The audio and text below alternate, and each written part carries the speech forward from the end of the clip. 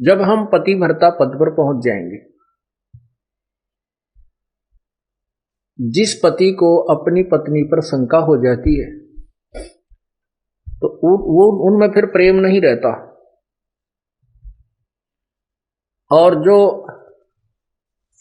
पतिव्रता स्त्री है उसका पति अपने सामर्थ्य के अनुसार उसकी पूरी सुरक्षा करता है, पूरी सुविधाएं देने की चेष्टा करता है। ठीक इसी प्रकार हम आत्माएं, ठीक इसी प्रकार हम सभी आत्माएं उस एक ही परमात्मा की हैं, वो हमारा पति है, सबका मालिक है। पति मीन मालिक, स्वामी, वो हमारा पति है। और हम जब तक उसमें पतिव्रता की तरह आस्था नहीं बनाएंगे तब तक वो हमारी मदद, हमारी सहायता नहीं पूरी नहीं करेगा। जब हम पतिव्रता की तरह उसके, एक पतिव्रता का अर्थ है कि जैसे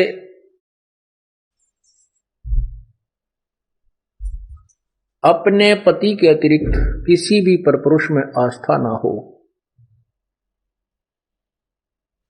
चाहे कोई कितना ही खूबसूरत हो, कितना ही धनी हो, चाहे वो कितना ही चटक मटक हो, हमारे मन में दोष नहीं होना चाहिए। और एक अपने पति पर हमने श्रद्धा रखनी चाहिए, उसमें आस्था रखनी चाहिए। तो हम पतिव्रता, पतिव्रता का अर्थ ये भी नहीं होता कि पति के अतिरिक्त सबको अनादर, सबका अनादर करे, किसी का अनादर नहीं करना। जैसे जेठ जेठानी घर में होते हैं, जेठ है, जेठानी है, देवर देवरानी है, ननंद है छोटी बड़ी, सास ससुर है, इन सबको यथोचित सत्कार देना पतिव्रता का प्रथम कर्तव्य है। लेकिन जो समर्पण अपने पति में होता है वो किसी में नहीं हो सकता, नहीं होना चाहिए। तो हम पतिव्रता हैं। तो उस ऐसे ही जब हम कबीर परमेश्वर के चरणों में आते हैं, हमें ज्ञान होता है, तो हम अपने परमेश्वर के अतिरिक्त किसी के से अपनी मनोकामना पूर्ण की तरफ सपने में भी नहीं सोचेंगे, तो हम पतिव्रता है। ठीक है, हमारे कोई जैसे ब्रह्मा विष्णु महेश, देवता ऋषिजन संतजन कोई भी है, आदरणीय है, लेकिन पूजनीय नहीं है। जैसे पतिव्रता को अपना पति पूज्य होता है, उसी से को समर्पण करती है, तो वो समर्पण वो किसी को नहीं कर सकती, लेकिन आदर सबका करती है, वो आदरणीय है। इस भाव से जब हम प्रभु के चरणों में लगेंगे तब परमात्मा हमारी सभी मनोकामनाएं पूर्ण करेगा, अन्यथा नहीं करेगा। जैसे परमात्मा क्या बताते हैं, ज्यों पतिव्रता पति से राती, आन पुरुष नहीं भावे, बसे पीहर में सुरत प्रीतम में, ऐसे ध्यान लगावे।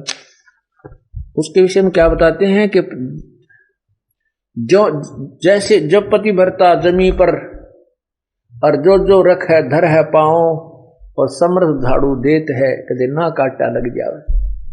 परमात्मा आपकी कैसे मदद करेगा कबीर भगवान? जब हम पतिव्रता हो जाएंगे इसके प्रति, किसी भी देवता से, किसी इष्ट से, किसी भी भूत प्रेत से या कोई झाड़ी लानियों से हमारी कोई लिंक नहीं रहेगा, बिल्कुल सोचा नहीं सपने में। और फिर इस समर्थ के सहारे हम लगेंगे तब ये हमें कितने सुख देगा। जब जो पतिव्रता जमी पर जो जो धर है पाँव, समर्थ झाड़ू देत है ना काटा लग जावे। जैसे पतिव्रता स्त्री कहते पानी को चलेगी पानी भरने के लिए, अर्थात अपने जीवन रूपी सफर में वो चलती है। आत्मा जो केवल एक इष्ट पूर्ण परमात्मा कबीर जी पर आश्रित है, उसके जीवन रूपी सफर में, जीवन रूपी रास्ते, यात्रा में, यात्रा के मार्ग में वो परमात्मा समर्थ भगवान कबीर परमात्मा ऐसे झाड़ू देता है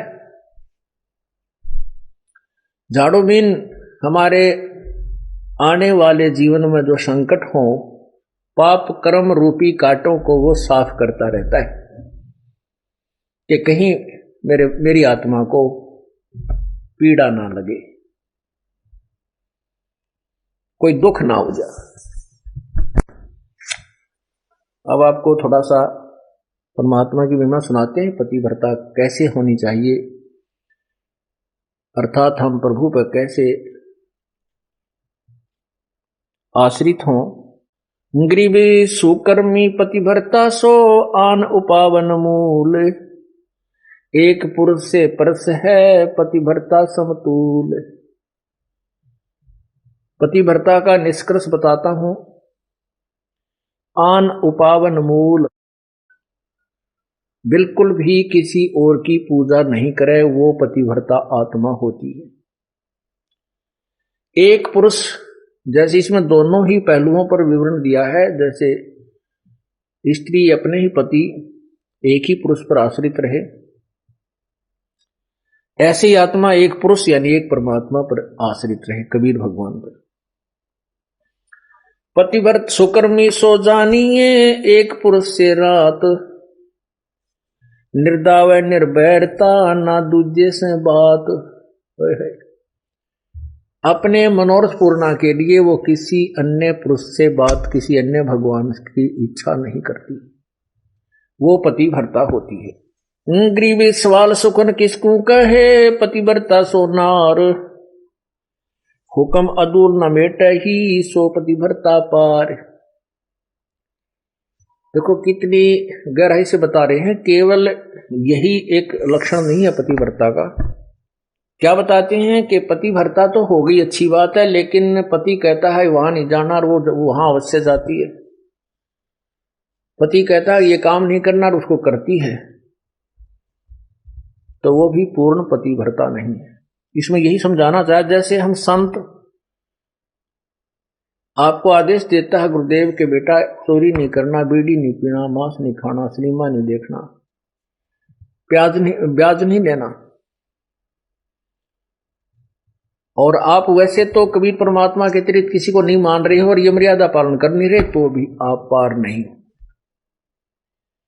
क्या बताते हैं, सवाल सुखन किसको कहे, पतिव्रता सो नार, हुक्म अदूल न मेट ही सो पतिव्रता पार। आदेश की उल्लंघना नहीं करती है वो पतिव्रता ही पार होगी, वही आत्मा पार होगी। गुरु वचन निश्चय कर मन, पूरे गुरु की सेवा ठान,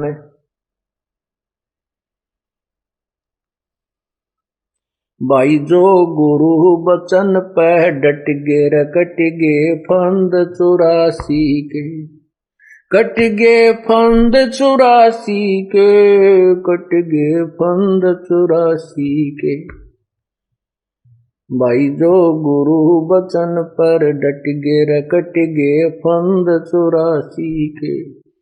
वस्तु मिली ठोड़ की ठोड़, मिट गी मन पापी की दौड़। वस्तु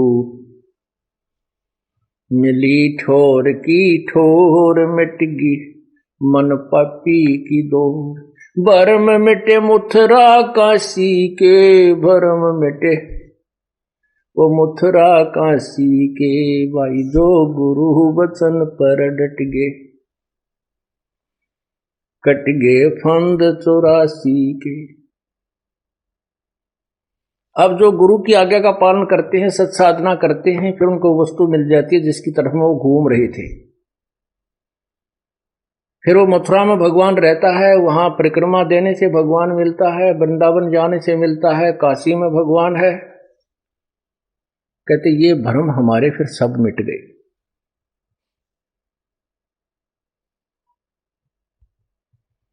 उसी के ऊपर यहां कहा है, घर आंगन एक सारे है, बचन उल्लंघना होई। घर आंगन एक सार समझे, पति भरता अपने घर में रहे चाहे बाहर रहे, उसके आव भाव, उसका चलना बैठना, उठना बोलना, ऐसा ही रहे जैसे वो घर में रहती है, बाहर भी एक जैसा ही व्यवहार करे और वचन उल्लंघन ना करे। घर आंगन एक सारे है, वचन उल्लंघन ना होई, आन खसम से ओलने पतिव्रता है सोई। आन खसम यानी और अन्य पति नहीं बनावे, उससे ओलना माने आड रखे, पतिव्रता है सोई। आन खसम से हंसत है वो चंडी चोर चुड़ैल, जिनसे क्या घर बासे है, घर में बसे घुड़ैल। अब क्या बताते हैं परमात्मा के, जैसे कोई पतिव्रता स्त्री दूसरे पुरुष के साथ मजाक करती रहती है,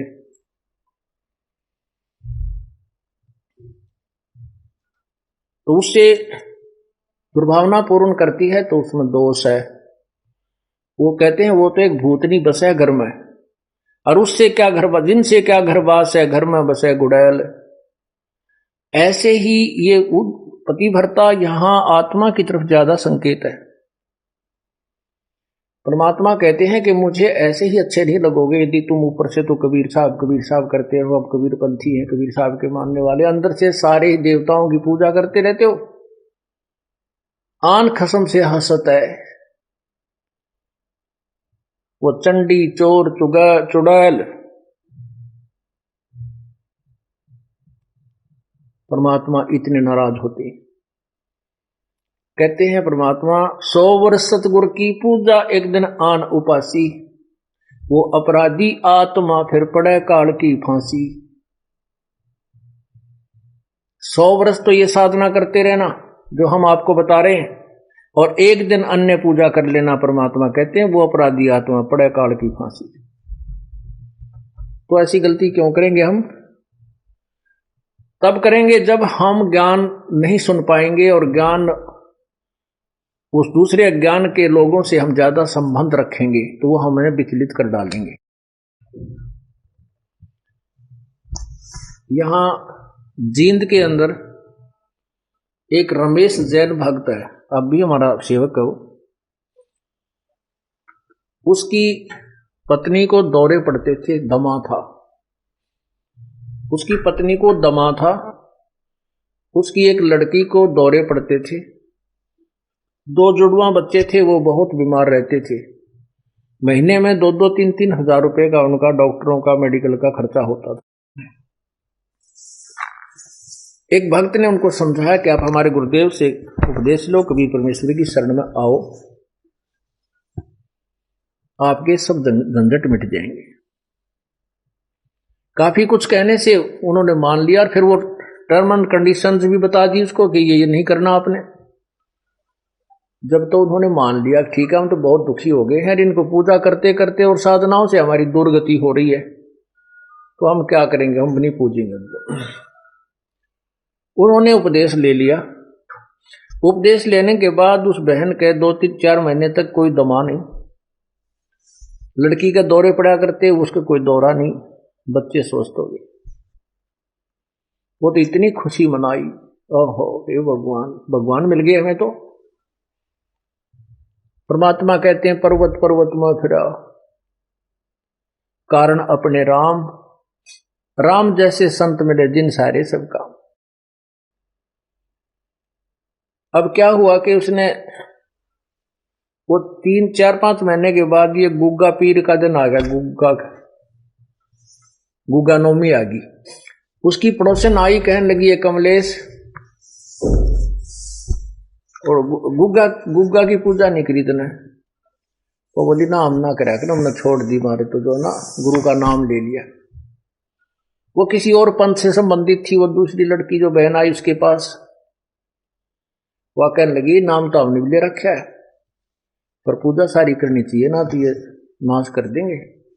उनका फलाना करना ना, वो अपने पंथ के उसके विषय में बताने लगी कि ऐसे उसने हमारे पंथ का है कि उन्होंने ये पूजा छोड़ दी थी, उनका एक का बेटा था वो मर गया,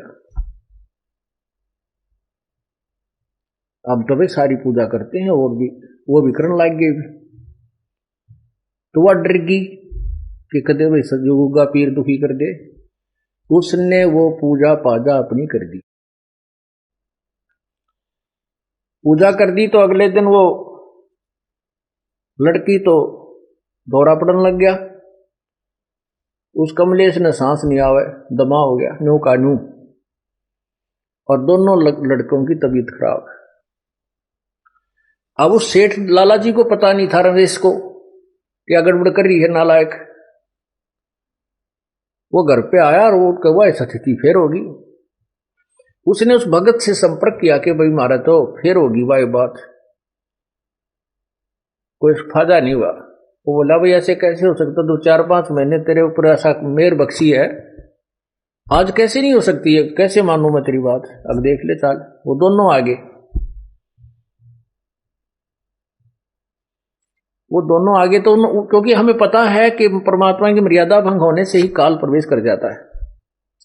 या तो सीता के चारों तरफ जो लक्ष्मण ने रेखा खींची थी ना, ये लक्ष्मण रेखा समझ लेना मर्यादा भगवान की, और इसको तोड़ते ही या दुर्गति शुरू हो जाएगी, तो सीता की हुई थी। अब वो राम कोई बौड़ा नहीं था जो लक्ष्मण ने ये कहा तू या तो आइए मत भूल कर भी, रावत इसको चारों तरफ ये मंत्र पढ़ कर या रेखा खींच देना। अब सीता अपने आप में सियाणी बन गई। जब रावण आया एक साधु का भेष बनाकर भिक्षा मांगने लगा, तो सीता ने कहा कि आ जाओ महात्मा जी, ले जाओ भिक्षा ले जाओ।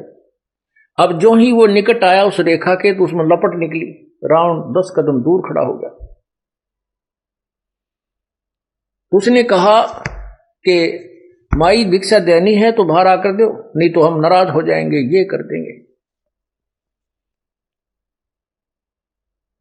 इसमें तुमने पता नहीं क्या मंत्र पढ़ रखा, ये मुझे आगे नहीं आने दे रही। अब सीता जी ने सोची कि बिजली पड़े साधु तो है, 1 मिनट में देकर आटा डालकर वापस आ जाऊंगी। तो या तो उसकी नालायक सोच थी अपनी, जबकि वो महापुरुष कह के गए थे से बाहर मत निकलना, रही साधु है तो अपन आ जाएगा अंदर। यदि ये साधु है तो इस लक्ष्मण रेखा को पारे करके आ जाता। साधु भी कहां है वो, इस रेखा से डर गया। तो उसने ऐसा ही किया, मर्यादा भंग कर दिया, लक्ष्मण रेखा उल्लंघ गई। फिर देखो क्या दुर्गति हुई, रावण उठा ले गया। 12 वर्ष तक उस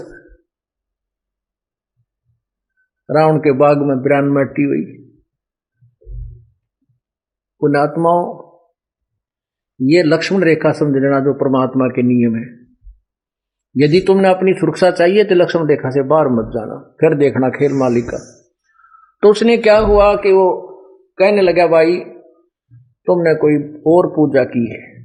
रमेश बोला ना बिल्कुल नहीं, कति नहीं कर दिया, हम तो छोड़ दी सारी उस दिन। अब उसके गले उतरा नहीं उस भगत के कि तो हो ही नहीं सकता, जब तक हम मर्यादा नहीं तोड़ेंगे तो यह हानि नहीं हो सकती, यह हमारे भगवान का नियम है। तो वह लड़की उस रमेश ने पूछा उस कमलेश से, क्यों वो घर में रहती है, कितने कोई और पूजा की? वो बोली ना, मैं क्यों करूँ थी। वह नो डरती ना बतावा कर तरही थी कि क्यों गड़ेगा, सोमा होगा, गुस्सा होगा। तो भक्त यूं कह रहा था जी मैं वैसे ही घूमतू ऐसे ऐसे बाहर न निकल गया, परमात्मा ने भेज दिया।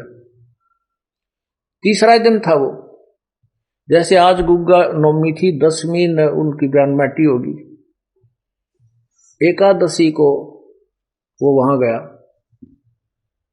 तो घूमता घूमता पीछे को चला गया, बरंडे के साइड में, पिछली साइड में बरंडा था, बरंडे से रसोई के पीछे, रसोई बरंडे के अंदर खुला थी, पीछे उसके खाली स्थान था, वैसे नीचे कच्चा। वहां क्या देखा कि एक थाली रखी पुरानी सी, और उसमें 2-4 जोत सी लगा रखी है आटा बना के। तो उसने कहा कि आ भाई रमेश आजा दिखाऊं तेरे को, ये क्या है। कमलेश से पूछा कि वो क्या किया तने, वो क्या पूजा कर रखी है। फिर बताई उसने, आने वाली मैंने गुग्गा पीर की पूजा कर दी। वो भगत बोला वो गुग्गा फिर आ गया, थारा मुश्किल से काटा था। यो गुग्गा फिर बुला लिया तने, मुश्किल से निकाला था गुरुदेव ने, परमात्मा कबीर जी ने। अब चाट ले इस गुग्गा ने, पूज ले। तो वो फिर लग गया वह पैर पकड़ने, वह कहने लगी भाई मैं तो माफी मांगूंगी गुरुजी का। तो उन्हें कहा भाई माफी मांग परमात्मा से जाकर पूर्ण उपदेश लो, तुम तो काम कति बिगाड़ दिया, थारी सुना तो सुना ना भी सुना। तो रमेश ने भी बहुत धमकाई हुआ बेबे, उसने सारी बताई जी मैं डरागनी थी और कोई आसपास यहाँ मेरे दूसरा सहयोग था नहीं जिसे मैं पूछूं अपने भगत का, वहां कोई भगत नहीं था। और मैंने सोची कि बिजली पड़ा है, एक दो बत्ती ला दूंगी, गुग्गा भी राजी हो जाएगा। इन गुग्गियान राजी कर तांबरान माटी करवा रहे हैं। हमने एक ही प्रभु को प्रसन्न करना है। एक साधे सब सदे, सब साधे सब जावे, माली सींचे मूल को वो फले फूले अगावे। एक ही साधने से, एक ही पूजा करने से जड़ की तो पौधा परिपक्व बड़ा हो जाता है, वृक्ष बन जाता है, फिर आम के फल लगते हैं। यदि हम टहनियों की तरफ से उसको गाड़ कर जमीन में लाकर बैठ जाएं उगाकर, तो सभी पौधा ही नष्ट हो जाएगा। अर्थात शास्त्र विरुद्ध साधना करने से हमारा भक्ति रूपी पौधा बर्बाद हो जाएगा। तो क्या बताते हैं, 100 वर्ष सतगुरु की पूजा, एक दिन आन उपासी, वो अपराधी आत्मा फिर पड़े काल की फांसी। तो पुण्यात्मा फिर आए मेरे पास। जब हम छुड़ानी से जाते रहते थे, हमारे गुरुदेव भी छुड़ानी जाते थे, वो केवल इसलिए जाते थे कि वहां भक्त आते हैं, उन भक्तों को समझाया जा सकता, वो भ्रमित हैं सभी, वो यथार्थ ज्ञान से परिचित नहीं है। फिर उसके बाद हमारा उनसे मन मुटाव बन गया, क्योंकि गुरुजी शरीर त्याग कर चले गए थे सतलोक, और छुड़ाने वाले की जो क्रियाएं थी वो शास्त्र विरुद्ध थी, सदग्रंथ के विरुद्ध करते थे। हम जनता को सच्चाई बताते थे तो उनकी दुकान बंद होने के कागार पर आ गई। इसलिए उन्होंने हम नहीं सुहाए तो हमने अपना अलग से करौथा में आश्रम बना लिया। तो उस समय जब वो हम वहीं जाते थे तो थोड़ी ही संख्या में भक्त होते थे। 1995 की बात है ये। उसने फिर पुनर्उपदेश लिया, माफी मांगी कि जिंदगी में नहीं करूंगी। उसके बाद वो नाम दोबारा लिया, उसके बाद आज तक वो सभी स्वस्थ हैं। बोलो सतगुरुदेव।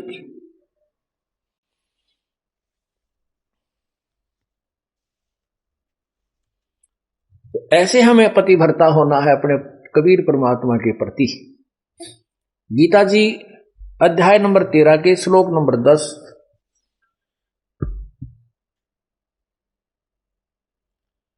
में भी यही प्रमाण है।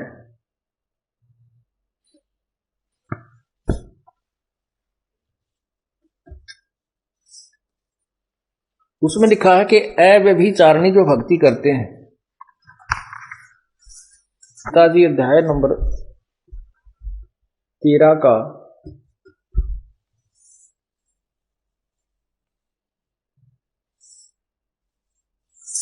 अध्याय नंबर 13 और ये मंत्र नंबर 10, श्लोक नंबर 10, अव्यभिचारिणी भक्ति, अव्यभिचारिणी। मुझको मई माने मेरी होती है, मुझ, ये ब्रह्म कह रहा है कि मुझको अनन्य योग द्वारा अव्यभिचारिणी भक्ति तथा एकांत और शुद्ध देश में रहने का स्वभाव विषाक्त मनुष्यों के विषाक्त समुदाय में प्रेम न होना, ऐसे 13 में लिखा, 11 में है मेरी भक्ति करे तो भी अव्यभिचारिणी करनी है। व्यभिचारिणी होती है जो एक व्यभिचारिणी लड़की उसको कहते हैं जो अपने पति के अतिरिक्त अन्य पुरुषों से संपर्क करती है, जिसको वैश्या की दर्जा दिया जाता है।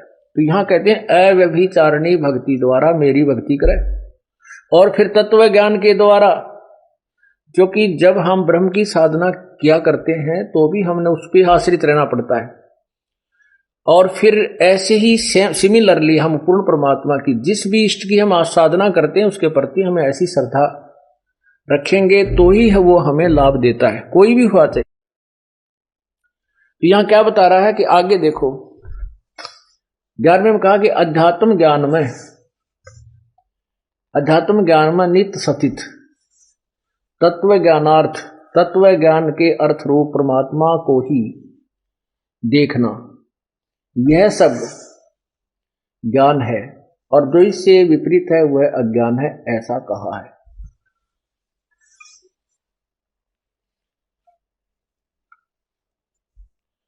इसका क्या अर्थ है वैसे तो कि मेरी या किसी अन्य जिस भी भगवान की तुम साधना करते हो उसको अनन्य, ये अध्यात्म ज्ञान में और तत्व ज्ञान के आधार पर ये प्रमाण है कि उसी पर पूर्ण आश्रित आपने रहना चाहिए। अव्यभिचारिणी भक्ति से ही परमात्मा प्राप्ति होती है, इसका ये अर्थ है। तो क्या कहते हैं, आन खसम से हंसत है वो चंडी चोर चुड़ैल, जिनसे क्या घर बास है वो घर में बसे घुड़ैल। एक पुरुष अपना सही दूजा आन अनीत, अपने पति से राती ये और शिला सब भीत। सुकर्मी घर में रहे पतिव्रता सोनार, आन पुरुष से प्रीतड़ी ना रखिए घर बार। अब आपको भी संदेश दे रहे हैं परमात्मा कि जो स्त्री आपके अतिरिक्त किसी अन्य आस्था रखती है तो वो घर में रखने योग्य नहीं है। और यहां इसी प्रकार परमात्मा कहते हैं जो मेरे अतिरिक्त किसी अन्य देवता को पूजेगा तो मैं भी उसको अपने घर में अपनी शरण में नहीं रखूंगा। ये आपको दोनों तरीके बता रहे हैं। अब क्या बताते हैं, जो पतिव्रता हो जाती है, सत्साधना करते हैं, पतिव्रता सुनी नहीं, कहते हैं फिर वो सुनी नहीं है, उसका रखवाला परमात्मा भगवान है। पतिव्रता सुनी नहीं रखवाले हैं राम, कल्प वृक्ष करुणामयी वो चौकी आठों याम। पतिव्रता यानी सत एक भगवान के ऊपर आश्रित जो पुण्यात्मा है वो पतिव्रता की तरह लगी हुई है। कहते हैं फिर वह सुनी नहीं है, उसके रखवाले हैं राम, पल पल पर मदद करेंगे। आप देखते हैं एक्सीडेंट के अंदर कहते हैं जी कति और एक ही जीप के अंदर 4 भक्त बैठे थे, एक बच गया, 3 मर गए। भक्त नहीं थे वो अन्य, केवल एक ही भक्त था। एक जीप में एक हमारा भक्त था, 3 और थे, 3 मर गए, ड्राइवर मर गया, ड्राइवर समेत, और वो बच गया, 1-2 को और चोट आ गई। और जहां वो मरे उसी सीट पर वो था। तो यहां कहते हैं पतिव्रता सुनी नहीं रखवाले हैं राम, कबीर परमात्मा, हमारा राम कबीर है। कल्प वृक्ष करुणामयी ही चौकी आठों जाम। कल्प वृक्ष एक ऐसा पेड़ बताया स्वर्ग में, कहते हैं कि वो सर्व मनोकामना पूर्ण करता है। तो परमात्मा कबीर जी कहते हैं आपके साथ इस कल्प वृक्ष का भी काम करते हैं। अब वो कल्प वृक्ष किसकी मनोकामना पूरी करता है? वो तो स्वर्ग एक होटल है, और वो एक कल्प वृक्ष एक बैल है, घंटी है। अब जो उस कल्प वृक्ष के पास जाकर जो मांगता है उसी समय उसके सामने वही आहार आ जाता है, तो उसकी कमाई से ही जाता है। और यहां आपको परमात्मा अपने कोटे से भी देगा, कबीर परमात्मा। पतिव्रता सुनी नहीं रखवाले हैं राम, कल्प वृक्ष करुणामयी चौकी आठों जाम। पतिव्रता पानी चली पन ही नहीं पाए, वस्त्र अंग विनंग है वो आप देत उड़ाए।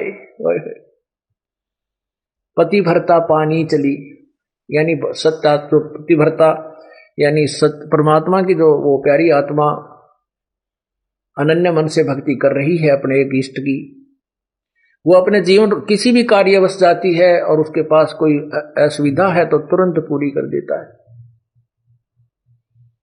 ऐसे बहुत से भक्त बहन भाइयां बेटियां हमें मिलती हैं, भक्त कहते हैं जी हमारे यहां आश्रम में आने के लिए किराया नहीं था, और 3 दिन से यही जुगाड़ था कि 200 से 400 रुपये हो मिल जाए तो हम आश्रम में जाएं, कहीं से भी, क्योंकि गरीब आदमी के साथ और ज्यादा दिक्कत आ जाती है। कई बार ऐसी स्थिति परमात्मा पैदा भी कर देता है। उसका विश्वास दृढ़ करने के लिए। फिर कहने लगी हमने तो भगवान पे छोड़ दिए, परमात्मा आप बुलाओगे तो जरूर आना चाहते हैं। आत्मा रो के कह रही थी। कहने लगी अगले दिन चलना था, उसी दिन सुबह चलने की तो कोई बात रही है को ना, किराए की व्यवस्था नहीं हुई। तो ऐसे में स्लैब, वो जो पेंडी सी थी होती है, स्लैब होती है घर में अलमारी की ताक से, उसमें कागज बिछा रखे थे पेपर अखबार के, वैसे उठाई नो, और उसको तकरीबन दूसरे तीसरे दिन में रोज साफ करा करती। जिस दिन से यातना शुरू हुई उस दिन भी साफ करे थे वैसे स्वाभाविक वो उठाकर मैं पोचे खाते में मारन लगी तो 500 रुपये 100 के 5 में मुड़े हुए ऐसे तय किए हुए, एक बार मुड़े हुए अन्नो रखे। मत गदगद होगी। बच्चों को लिया, सास पर चल पड़ी। आश्रम में 3 दिन के बाद गई, जो मैंने अपने पति से पूछा कि आप फोन पे वो मिलिट्री में सर्विस करते कि क्या आप ये, मतलब उससे फिर मैंने पूछा कि ऐसे ऐसे बात से स्थिति हुई हमारे पास, यू मन जो है विचलित करने की चेष्टा करता है, मन में न्यू आवा कदे वो डर गया हो, मेरा ध्यान ना रहा हो, कदे कागजा में उलझ रहे हो, मैं रोज साफ कर देती थी, अखबारों में उलझ पुलझ हो रही हो। उससे पूछा कि ऐसे ऐसे बड़ी मारी गेला, आपके याद हो आपने कुछ पैसे रखे थे? मैं बोला मैं चोरनी को भी रखता है नहीं, सारी आपको देता हूं। शराब में पीता ना, बीड़ी में पीता ना, घर का सामान में लाता ना।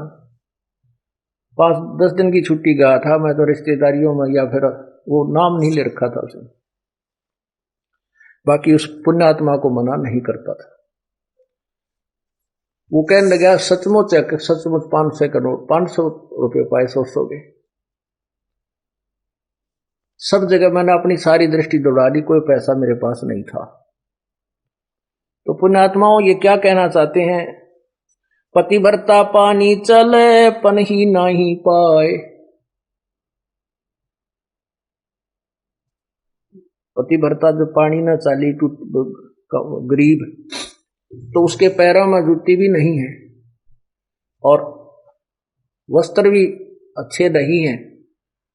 कहते हैं परमात्मा, कहने का भाव ये है कि अपने जीवन रूपी सफर में आप चल रहे हो, मालिक की शरण में आने के बाद और आपके साथ कोई व्यवस्था है तो वो आप पर पूरी कर दिया। पल में दे, कहते वस्त्र अंग विनंग है वो आप देत उढ़ाई, आप देत उढ़ाई। कैसे कोई आपको अव्यवस्था है, किसी चीज का अभाव है, तो वो परमात्मा आपकी तुरंत पूर्ण कर देगा। ऐसे और भी बहुत से वक्त बताते हैं, ऐसे ऐसे व्याधि चलन लग गया। जब 100 का नोट पाया, एक माई कह रही थी जी मैं, पति तो नाम नहीं ले रहा, बाधा भी करता था। समागम आ गया, करौथे आश्रम में जब हम सत्संग करते थे, तो मैंने अपने पति से कहा कि मैं सत्संग में जाऊंगी, मैंने 100 रुपये दे दे। ये 10 वर्ष पहले, 8-9 वर्ष पहले की बात है। वो कहने लगा मैं तेरे को 54 नहीं दूं, और तो तीसरे दिन झोला ठावा है और वहां चली जाती है। वो कहने लगी मैं कोई गलत जगह जाती हूँ, 60-65 साल की उम्र की बुढ़िया थी, और तेरे बेटे जान लग रहे वहां पर। बेटे तो अपनी कमाई करे, वो ले जाते हैं किराया, मैं किराया मान ले उनसे मांग भी लूं तो तुम नखरे करता है, क्योंकि बेटे अलग हो रहे हैं, उनसे थोड़ा द्वेष रखता है, उनसे कैसे ले लेगी, वहां जाओ भी नहीं। तो उसने कहा कि मुझे 100 रुपये दे दे। मैं बोला कति नहीं जान दूं, अब जाके दिखाइए आज तो नहीं, मैं पैसा किराया दूं नहीं, तू जागी कैसे? तो वो कहने लगा मेरे द्वारा पैसा को ना। आखिर में ये बहाना मिला उसने कि मेरे द्वारा 100 रुपये को नहीं। वो क्या कहती है उसकी पत्नी कि मैं तो बैठकर रोने लगी, जहां पूजा स्थल है रोने लगी है भगवान, देख कौन बनी। हम एक दूसरे के ऐसे बांध रखे हैं कि हम इनसे अब अपने भगवान के दरबार में भी नहीं जा सकते। आखिर में कहने की मैंने ये सोच लिया कि मैं अभी चाहती हूं कि पड़ोसन पर मांग मूंग कर मैं जाऊंगी। इतना दृढ़ निश्चय मैंने कर ही लिया था, लड़ाई होगी वो लेगी, मार पीट लेगा और 2 मुक्के खा लेगी भगवान के नाम पर। ध्रुव पिटा, प्रहलाद पिटे, मीराबाई पिटी, ऐसे ही निर्णय होता है। ऐसे ही परमात्मा निकटाता है। इतने में बूढ़ा साइकिल लेकर जा था, गांव से निकला, सड़क थी अच्छी, तो दिल्ली के, ये पंजाब खोड़ की बात है, और वहां वो गया होगा सड़क के ऊपर आधा किलोमीटर, एक 100 का नोट ऐसे हवा में उड़ा, अगले साइकिल के अगले पहियों की ताड़ियां में आके चिपक गया, और उसने रोका तुरंत साइकिल।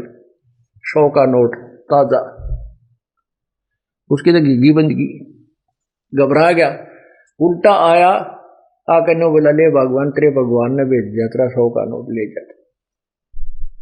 और उसका जो है ना पसीने आ रहे, उसके बाद उसने मुझे मना नहीं किया। तो यहां परमात्मा कहते हैं पति भरता पग जमी पर जो जो धर है पाव, समर्थ झाड़ू देत है ना काटा लग जावे। पति भरता भूखी रहे, यानी पति भरता को, यानी सच्ची उस अनन्य मन से पूजा कर रही भक्त आत्मा को कोई अभाव होता है, किसी चीज की आवश्यकता होती है, अब वास्तव में उसकी आवश्यकता है, तो कहते हैं पति भरता भूखी रहे वहां समर्थ घर सोच।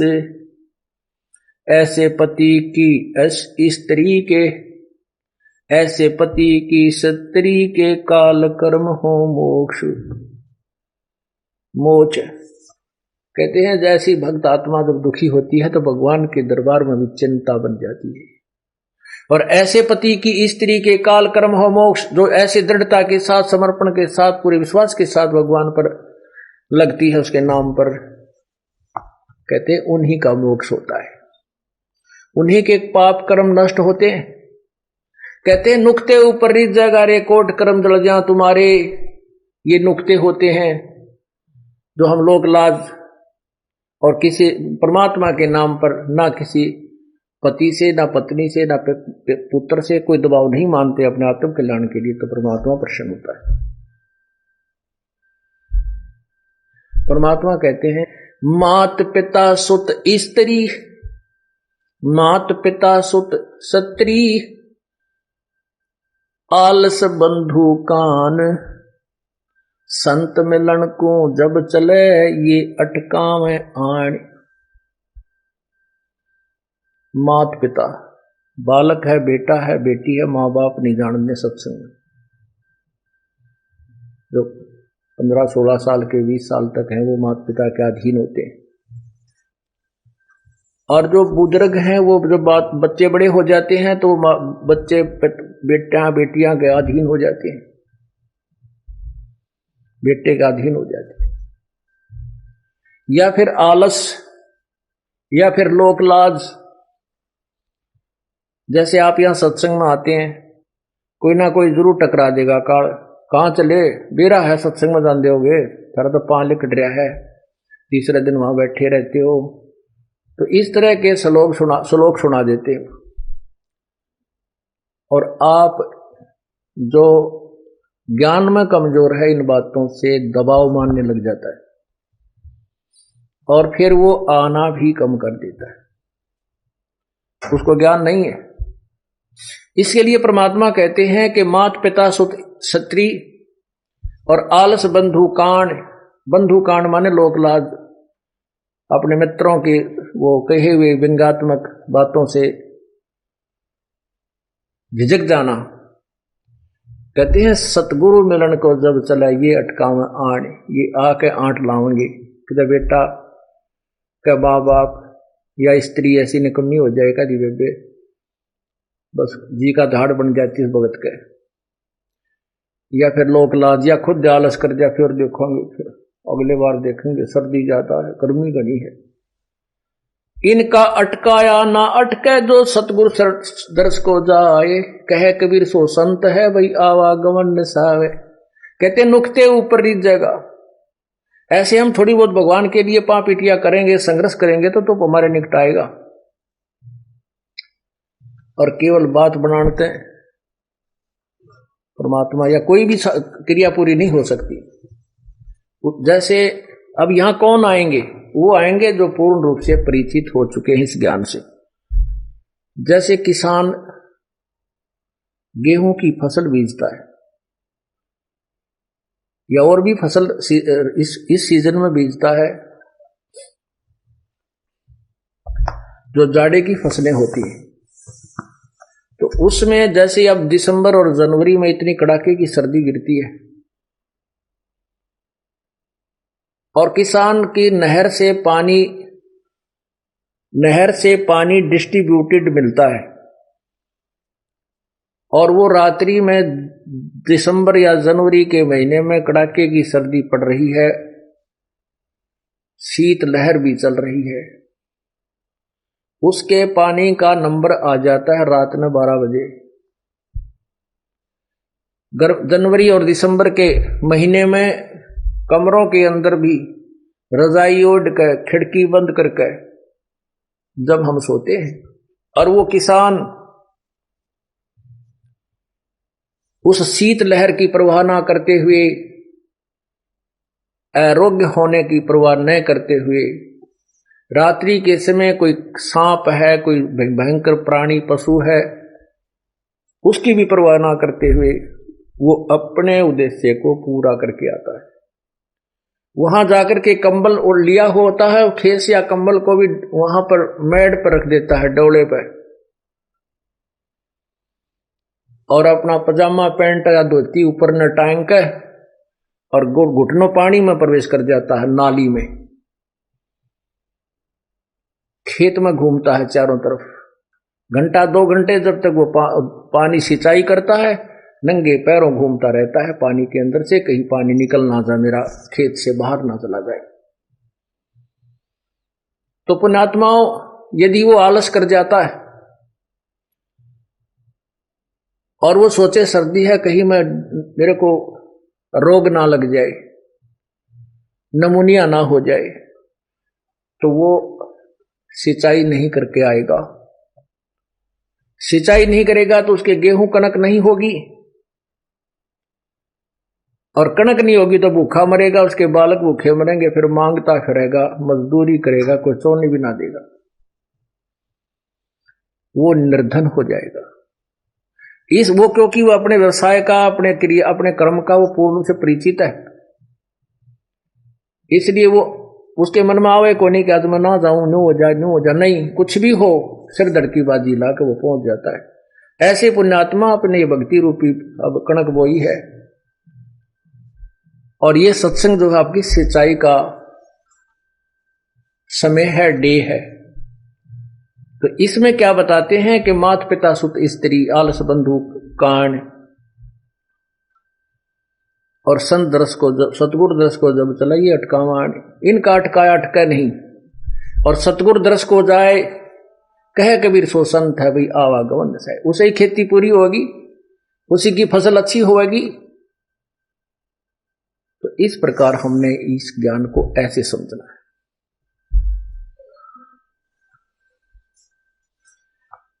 पति भरता बतियां करे, आन पुरुष मुख जोड़े, साहेब भोतरे साथ है, वो पल में बैठे तोड़े। जैसे एक स्त्री अपने को किसी और पुरुष के साथ एक विशेष तरीके से बात करता हुआ को पति देख लेता है तो वो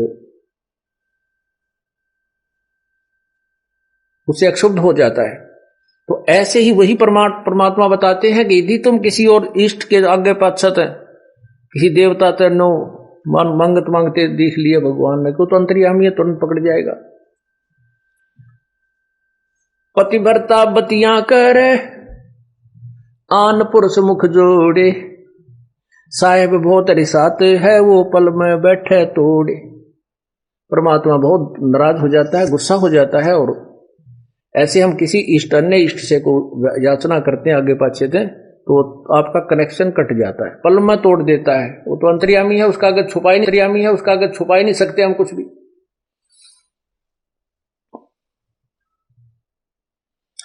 नैना आन न देख ही, श्रवण सुने नहीं बैन, रसना से बोले नहीं, सो पति भरता ऐन। दूसरे इष्ट को, दूसरे पुरुष को आंखों से भी नहीं देखे, आंखों से देखने का तात्पर्य है कि हम उसके उस स्वरूप पर दृष्टि डालते हैं तो अंदर से कुछ उथल पुथल शुरू हो जाती है, वो नहीं होनी चाहिए। यानी हम किसी से कोई बात सुनते हैं, वो वहां गया था, उस माता धोकन गया था, उनका ये लाभ हो गया, और वह माता धोकन जाने वाला का नाश हुआ पड़ा, वो दिखा दूं। उसको पिछले पुण्य की कमाई से कुछ मिल रहा है तो लगता है जैसे मैं वो धोकने गया हूं उसी से मुझे लाभ हो गया। नहीं, ये ज्ञान आधार नहीं है, धूल में लट लग रहा है। नैनो आन न देखे ही और श्रवण सुने ना बैने, यानी किसी और की प्रशंसा पुरुष की भी नहीं पतिव्रता सुन सकती, नहीं सुनना चाहिए। यानी दूसरे भगवानों के भी हमने प्रशंसा भी नहीं सुननी हमें, क्योंकि पहले तो हमें ज्ञान हो जाएगा नहीं कितनी समर्थता था, अब सुनेंगे भी तो भी अनसुनी हो जाएगी, पता लग जाएगा छोड़ बेरा है जिसे एक तो भगवान है कहां तक के। अपने पिए के पलंग दर रह जमी से लागे, सोपी की से जांच ढे जिनके मोटे भाग। अपने पति के पलंग के सहारे बैठी रहे, अर्थात कहने का भाव ये है कि द्वार धनी के पड़ा रहे धक्के धनी के खा, 100 काल झकझोल ही पर द्वार छोड़ना जा।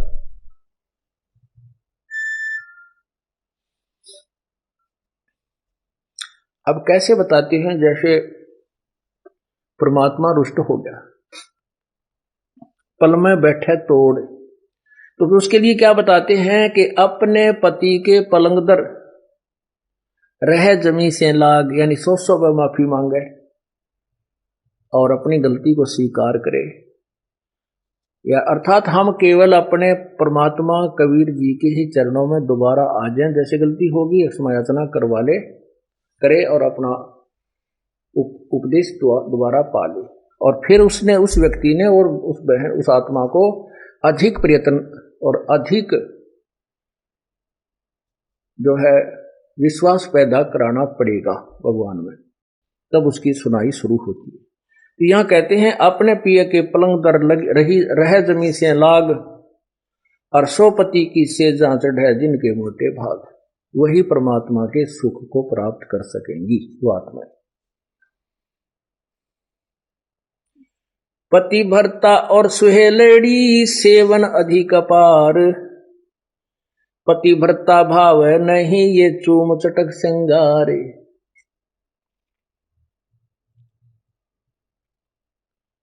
पुण्यात्माओं,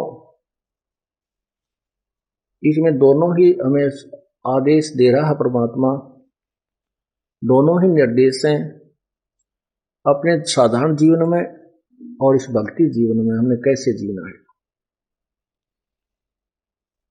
पति भरता और स्वेलड़ी सेवन अधिक अपार, वो अधिक से अधिक जो पुण्यात्मा है, पति भरता यानी एक इष्ट पर आश्रित पुण्यात्माएं हैं, वो अधिक से अधिक सेवन यानी पूजा करती हैं। और वो पतिव्रता भावनी चोम चटक श्रृंगार, पतिव्रता को किसी भी प्रकार के बाह्य आडंबर करने की आवश्यकता नहीं, अर्थात जैसे ये संत बन जाते हैं, कान पड़वा लिए, जटा रखा ली, माला 4 गाल ली, या कति मुंड मुंडा लिया, वस्त्र एक लंगोट बांध लिया, बाकी धूप राख मसल ली।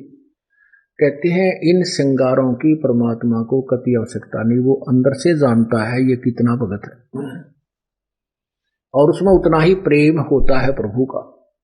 ऐसे ही हम अपनी बहन बेटियों से प्रार्थना करते रहते हैं कि हमने न तो ये मेहंदी वगैरह लगानी है, ना ये नाखूनों को लाल करना है, ना होठों को लाल करना है, ये नहीं चाहिए हमने। आप केवल अपने मांग में सिंदूर आदि लगा सकते हैं, जिससे ये एक प्रतीक है ये शादीशुदा है या मैरिड है अनमैरिड, बस इतना। वो भी लगाना चाहें तो लगा सकते हैं, अन्यथा कोई आवश्यकता नहीं। ये उनके लिए है जो नए नए आते हैं, उनको एकदम हर एक क्रिया से विपरीत होना पड़ता है, इसलिए वो थोड़े से घबरा जाते हैं। जब ज्ञान हो जाएगा फिर आपको यह शरीर मिट्टी नजर आओगा। इस मिट्टी के घड़े को कितना श्रृंगार है, कितना इसके ऊपर चित्र सुंदर लगा दे, देश में वस्तु जल नहीं है तो ये व्यर्थ है।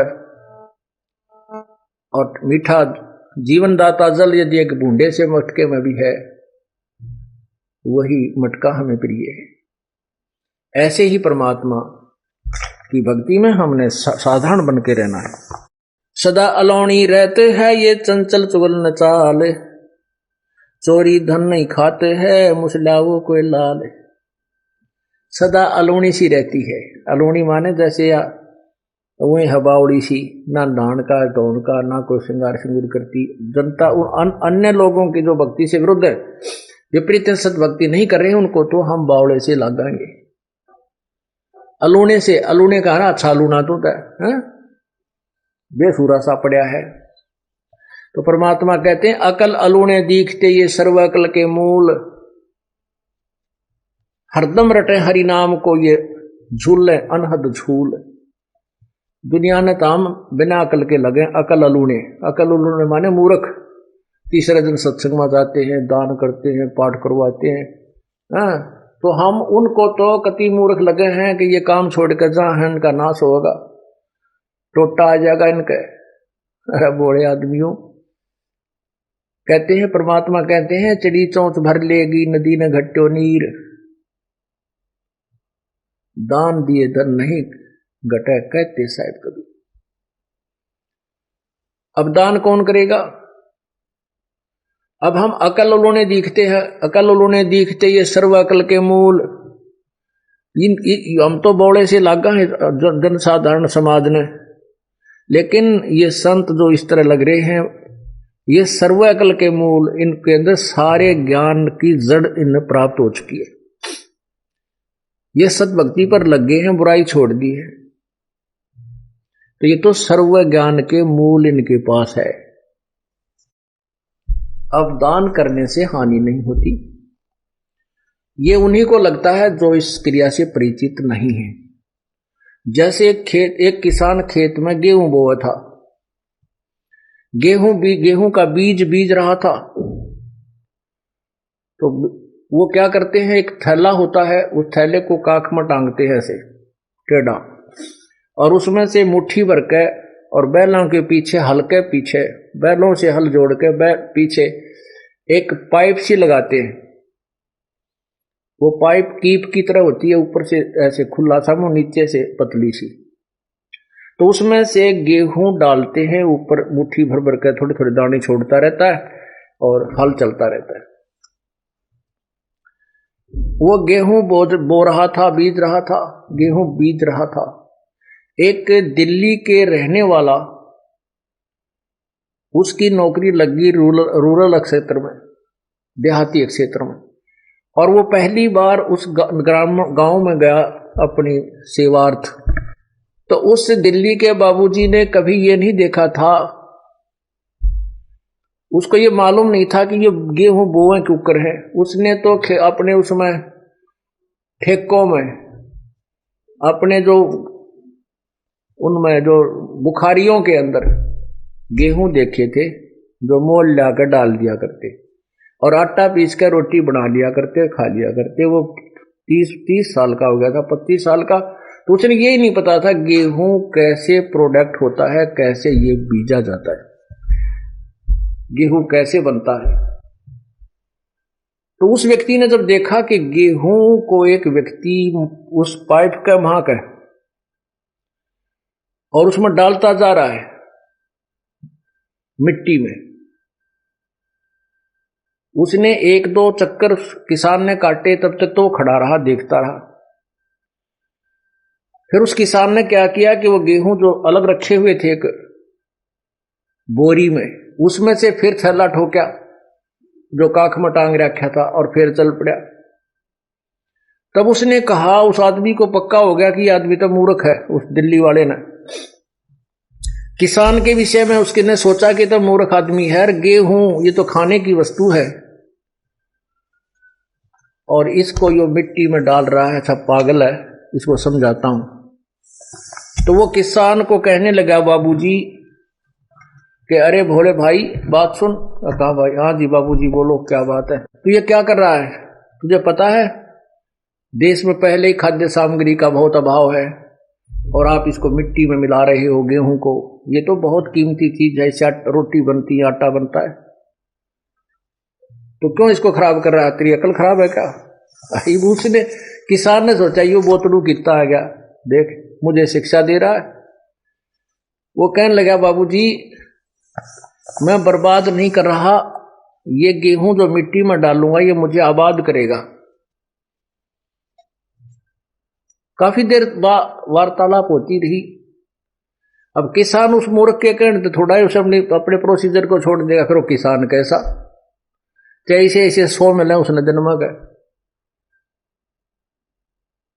तो उसको समझाया कि ये आज जो मैं गेहूं इस मिट्टी में डाल रहा हूं, 1 एकड़ जमीन में 40 किलो बीज डालूंगा और ये 50-60 मन हो जाएंगे, 60-65 मन होंगे। आज मैं सिर पे रख कर लाया हूं इस बीज को, आज मैं सिर पे रख कर लाया हूं ये 40 किलो वजन को, और फिर इसको ट्रैक्टर की ट्राली भर कर ले जाऊंगा, गाड़ियों से ढोऊंगा, इतना इतना हो जाएगा। लेकिन उसके हलक में नहीं उतर रही बात, उसके गले नहीं उतरी बाबूजी के, ये देख कोई बात करता है, ये मेरे सामने मिट्टी में डाल रहा है, ये कैसे हो सकता है। फिर उसने बताया कि तुम आइए अप्रैल में, बैसाख में आना, फिर देखना, चैत बैसाख में। उसके अंदर वो फिर पहुंच गया, उसने जाकर देखा कि वो खेती हरी, वो तो जो ना उसने तो उसको घास समझा था कि घास से भरा हुआ है पूरा एकड़। तो उसने फिर समझाया कि देखो मैंने एक दाना डाला, एक दाने का गुच्छा बन गया, 4-5 पौधे बने, और प्रत्येक पौधे में बाली लगी है, एक बाली में 50-60 गेहूं है। उसने ऐसे मसल के दिखाया, तब उस बाबूजी की संतुष्टि हुई। तो नात्माओं ऐसे ही आज आप जो ये किसान हो गए हो इस भक्ति रूपी मार्ग के, या खेती आप बो चुके हो और उनके कहने से आप नहीं मान सकते, वो हमें मूर्ख कहेंगे, हमें वो अनजान दिखाई देंगे। कहते हैं परमात्मा कहते हैं अकल अलूने दिखते ये सर्व अकल के मूल। वो किसान उसने अकल अलूना दिखा था, लेकिन वो पूर्ण सर्व अकल का मूल था, उसको पूर्ण ज्ञान था ये कि इसके बिना गुजारा नहीं हो सकता। आज जो आप किस किराया भी देते हो यहां से वहां तक आने और जाने का, ये आप जनसाधारण को बर्बाद होता दिखा है, लेकिन आपको ये आबाद करेगा वो किसान वाला गेहूं ही समझो जो मिट्टी में डाला जा रहा है। और यहां आकर के आप दान पुण्य करते हो, ये भी आपका बीज है और यही आपको आबाद करेगा। धर्म तो धसके नहीं धसके तीनों लोक, और खैरायत में खैर है कीजे आत्म भोग। धर्म बिना धापे नहीं ये प्राणी प्रपंच, आस बिरानी क्यों रत्न दिया हो तो संच। एक तो इंसान है गाड़ियों में चलता है, मोटर कार ले रखी है, एक इंसान है हेलीकॉप्टर लिए फिर रहा है, एक इंसान है जनसाधारण है, वो अपने बढ़िया मकान बनाकर रोटी गुजारा कर रहा है, ठीक है। एक इंसान है कि कागज चुगता फिर रहा है, फटे पुराने कपड़े हैं। एक इंसान से दियो भाई दिए बाबा दिए बाबा। अब बाबा कितना देगा, 10 पैसे दिखाओ बाबा। परमात्मा कहते हैं कि देते को हर देते है जहां तहां से आन, और नहीं दिया वो मांगते फिरियो, फिर परमात्मा सुने नहीं कान।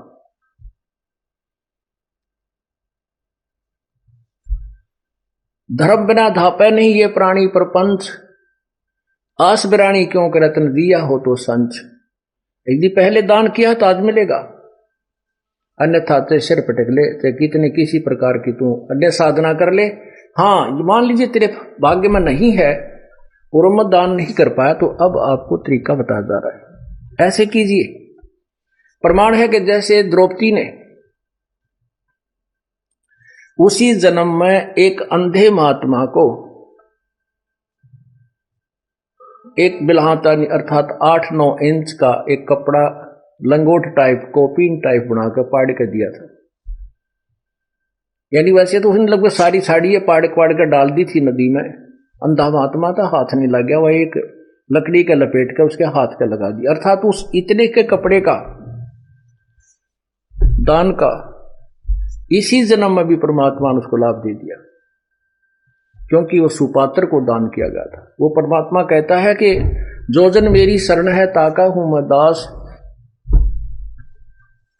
गेल गेल ला गया फिरूं जब तक धरती आकाश। ये द्रौपदी कौन थी? ये दुर्गा का अवतार थी। अवतार दो प्रकार के होते हैं, एक तो उस वही आत्मा आती है, एक उस आत्मा के वहां लोक की उसकी प्रिय आत्मा को वो अपने कार्य को के लिए भेज देती। तो द्रौपदी उसकी प्रिय आत्माओं में से थी, और वो पहले भी सतयुग त्रेता द्वापर में भी त्रेता में भी जन्म हुए हैं उसके। तो उस समय परमात्मा आए हैं, उनको पहले भी सतभक्ति पर लगाने की चेष्टा की है, पर हम बीच में छोड़ छाड़ जाते हैं। उसी के लिए परमात्मा ने आकर के फिर उस दरिया में एक अंधे महात्मा का रोल किया। उसको पता था कि इसके ऊपर आपत्ति आएगी, काल इसको जरूर सजा देगा, क्योंकि उन आत्माओं को ज्यादा सताने की चेष्टा करता जो कभी परमात्मा के चरणों में रहे, क्योंकि उससे बहुत अक्षुब्ध हो जाता है।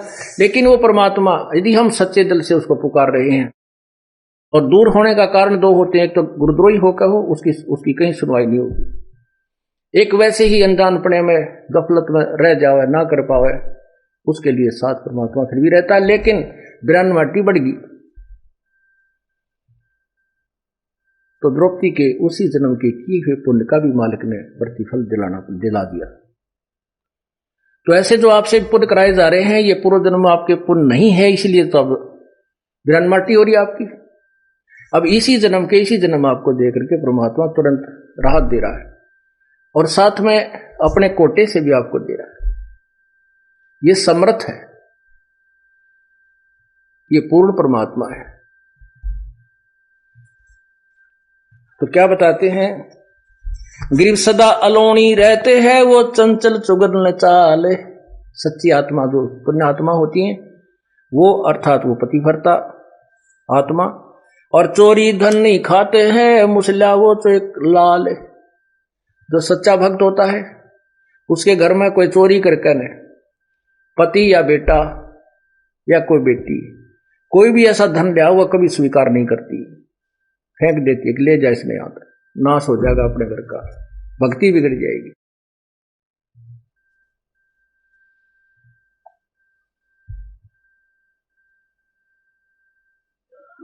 हक हलालम खाते हैं, सो साहेब दर जाही, लाल मुझसे घर में धरे, सो पति भरता नहीं। चोरी के धन अपने घर पर रख ले, वो भगत नहीं है, पुरुष है चाहे स्त्री। हक हलालम खाते हैं, सो साहेब दर जाही, अपने हक हलाल का खाते हैं, वे भगवान के दरबार में जाएंगे। निंदा बिंदा बादना, बैर विरोध बिकार, चोरी जारी करते हैं, वो गए जन्म सब हार। कुटिल का खलीलों खिड़केड़ी है, कुत्ते का काम, देख बुसे धन और का कदे न निश्चय नाम। के तो दूसरे भगत होकर भी दूसरों को भक्तों को देखता है, उसके साथ मजाक करता है, स्वयं दान करता नहीं, दूसरे कहता है क्यों दुखी हो रहा है, क्या दरिया है इसमें, रोजाना ही है, इतना दान थोड़ा किया करते, फिर दांदरे काट है। कहते ये तो कुत्ते का काम है, भक्त का नहीं।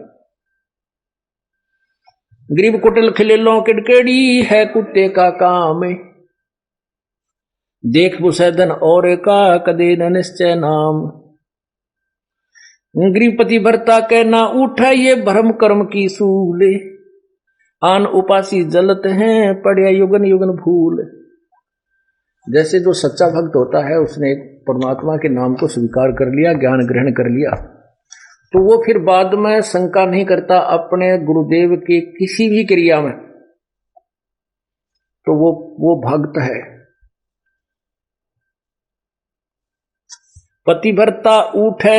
पतिभरता के ना उठे, ये भरम कर्म की सूल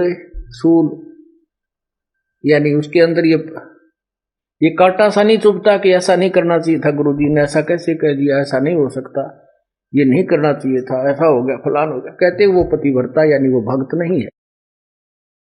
पतिव्रता के उठे नहीं, इस कर्म भ्रम की भूल, जो कर्म किया जा रहा है सतगुरु जो कह रहे हैं उसमें भ्रम पैदा करता है, उसमें अविश्वास करता है, वो दुष्ट आत्मा है। चाहे कितनी दान करे, कितनी भक्ति करे, नथिंग है उसके पास। जैसे काल उदाहरण दिया था आपको,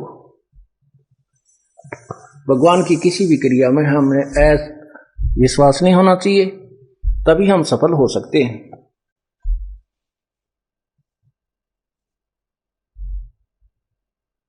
अब जैसे परमात्मा ने लीला की थी,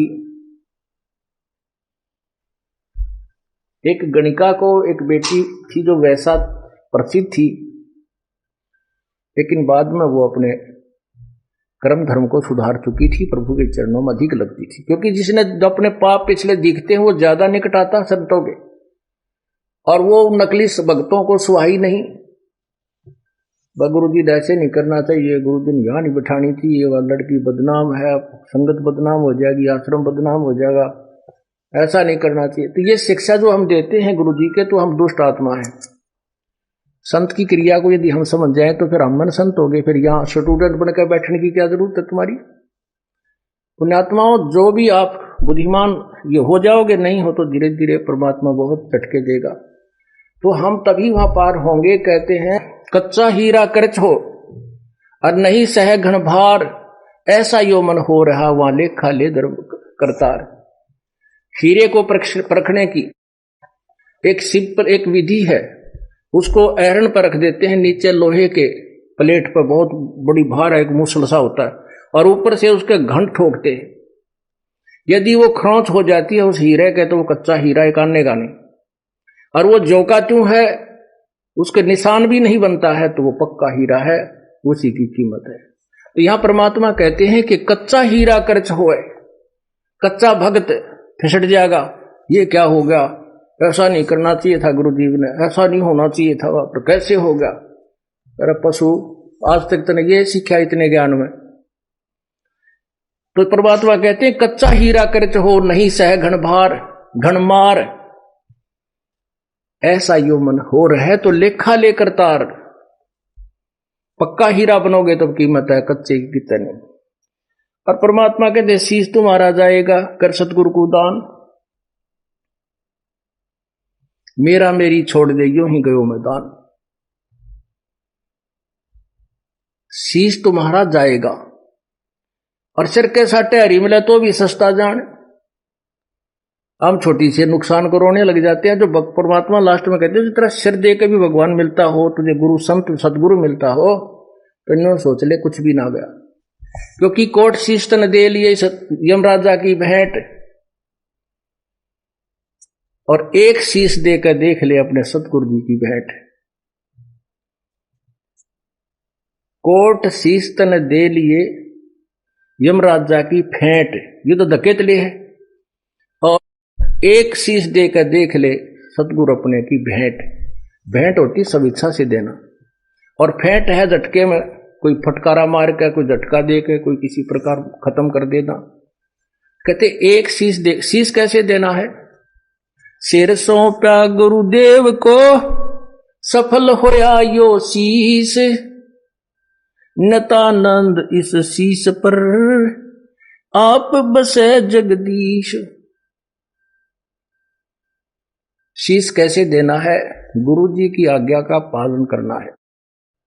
गुरु जी कहेंगे शराब मत पी, बीड़ी मत पी, मांस ना खा, चोरी मत कर, ठगी ना कर, और ये साधनाएं मत करना।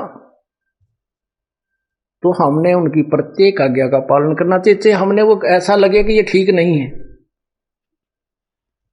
तो वो गलत है, उसको नहीं। क्योंकि हमारी बुद्धि इतनी अच्छी होती तो हम पहले ही चले जाते भगवान के दरबार में, या धक्के खाते ना अंटते।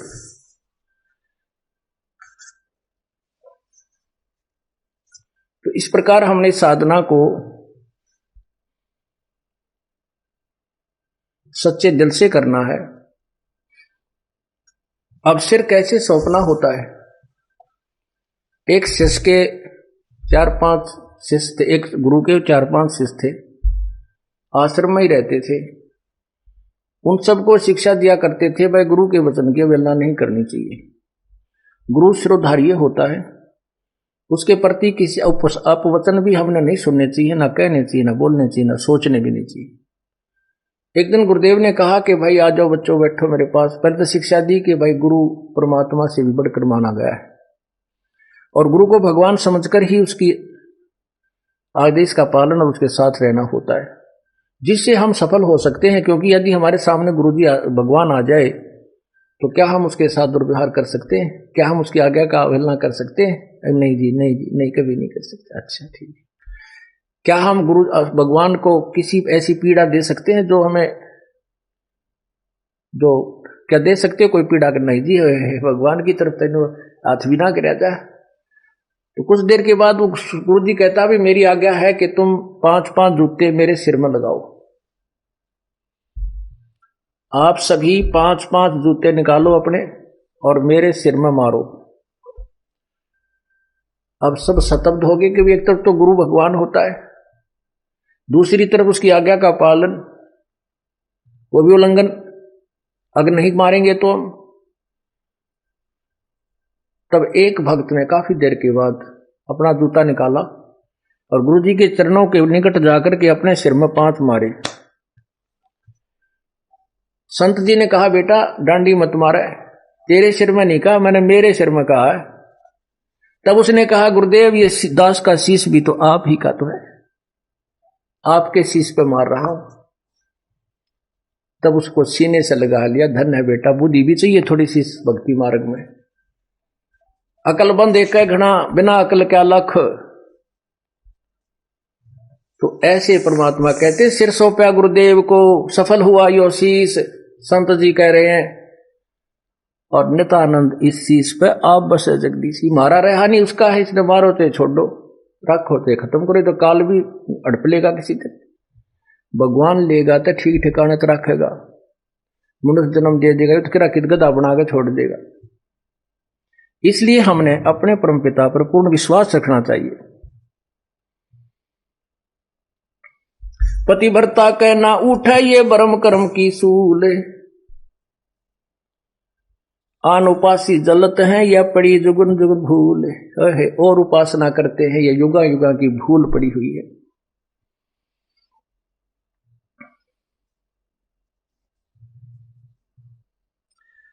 पतिव्रता बरपाइया पार ब्रह्म शासकंत, सब जग आन उपास है पतिव्रता है संत। सब जग आन उपासना करते हैं, केवल संत ही पतिव्रता रह सकते होते हैं, यानी वो ही पूर्ण ब्रह्म को साधना करते हैं, अन्य की नहीं करते। तो आप सभी संत हो गए, भक्त हो गए हो, साधु हो गए हो, साधक हो, आप परमात्मा की भक्ति करते हो। गरीब संत सही पतिव्रता है अडिग अधिक विश्वास, तन मन धन सब अर्पा ही जिनकी हो क्यों हास। उतनी हंसी उनका मजाक नहीं बनेगा, परमात्मा उनको बहुत सहारा देगा।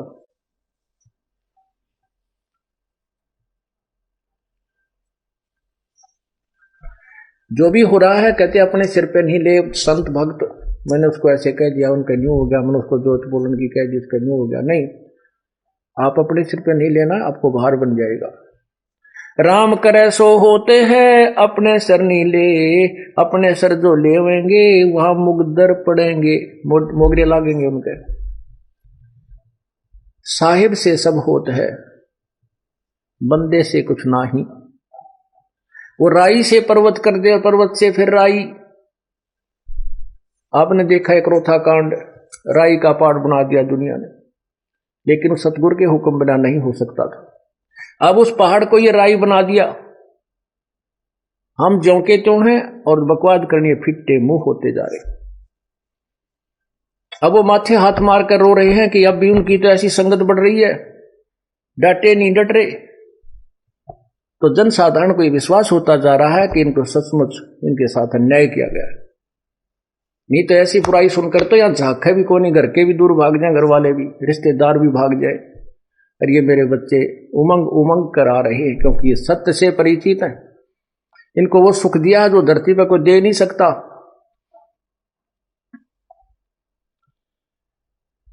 तो ये परमात्मा से दूर नहीं हो सकते। ये वही परीक्षा थी जो परमात्मा ने एक वैश्या को हाथी पर बैठाकर घुमाया था। नकली थे वह सब, भाग भूग गए 64 लाख के 64 लाख, क्योंकि उस समय अशिक्षा थी, शिक्षित नहीं थे। आज शिक्षा है, इस शिक्षा का अक्षर ज्ञान का प्रभाव है, ये आपके पास के प्रत्यक्ष प्रमाण है सारे।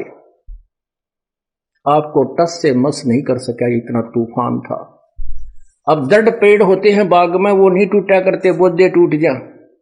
कितने आंधी तूफान से डेली तेज हवाएं चले, वो दृढ़ पेड़ हो गया। आप क्या इस तूफान से टूटे नहीं, ये तोड़ने के लिए चलाया गया था। लेकिन जिसके परमात्मा कहते हैं बिरुआ, संत जी कहते हैं तुलसी बिरुआ बाग पर, तुलसी बिरुआ बाग में और सिंचत भी मुरझावे, राम भरोसा जो रहे वो पर्वत पर लहरावे।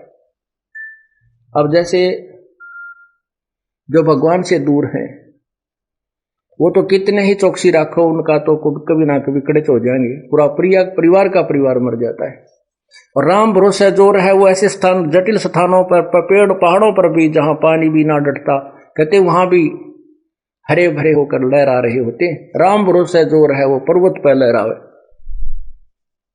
अर्थात आप भगवान पर विश्वास रखोगे तो आपको कठिन से कठिन आपत्तियों से भी आपका कोई कुछ नहीं बिगाड़ सकता। आप दूने फलो और फूलोगे।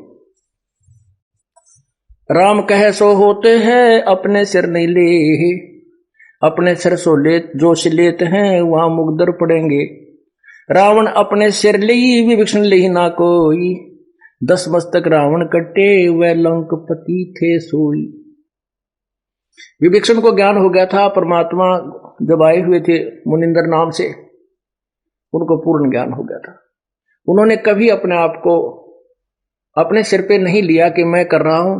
रावण ने अभिमान हो गया था कि मैंने साधना की, तपस्या की तो मुझे राज मिला। वो राज और 10 मस्तक रावण के कट्टे, राज भी गया। विभीषण ने तू ही कही भगवान आप ही आपका दास हूं, जो राखे तो ही रहेगा आपका बच्चा। उसको वो लंका का राज मिला। तो ऐसे पुण्यात्माओं हमने इस मार्ग को समझना है, परमात्मा विश्वास रखना है। बोलो सतगुरुदेव की जय।